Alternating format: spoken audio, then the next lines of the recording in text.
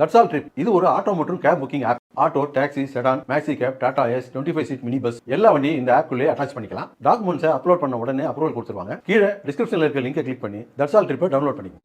டெஹ்ரானில் உள்ள ராணுவ கட்டமைப்புகளை குறிவைத்து புதிய தாக்குதல் அலையை தொடங்கியிருப்பதாக இஸ்ரேல் ராணுவம் தெரிவித்துள்ளது. ஈரான் மீது இஸ்ரேல் மற்றும் அமெரிக்க கூட்டுப்படைகள் நடத்திய தாக்குதல்களில் இதுவரை 1000க்கும் மேற்பட்டோர் உயிரிழந்திருப்பதாக தெரிவிக்கப்பட்டுள்ளது. ஈரான் மீதான போர் 6வது நாளை எட்டியுள்ள நிலையில் டெஹ்ரானில் உள்ள ராணுவ கட்டமைப்புகளை குறிவைத்து புதிய தாக்குதல் அலையை தொடங்கியிருப்பதாக இஸ்ரேல் ராணுவம் தெரிவித்துள்ளது. இதனிடையே ஈரான் மீதான போருக்கு அமெரிக்க அதிபர் டிரம்புக்கு அந்நாட்டு நாடாளுமன்ற செனட் அவை ஆதரவு தெரிவித்துள்ளது. ஈரான் போரில் அமெரிக்க அதிபர் டிரம்பின் அதிகாரங்களை கட்டுப்படுத்த வேண்டும் என்பதை வலியுறுத்தி அமெரிக்க நாடாளுமன்ற செனட் அவையில் வாக்கெடுப்பு நடத்தப்பட்டது. ஆனால் இதற்கு எதிராக பெரும்பான்மையான உறுப்பினர்கள் வாக்களித்தனர்.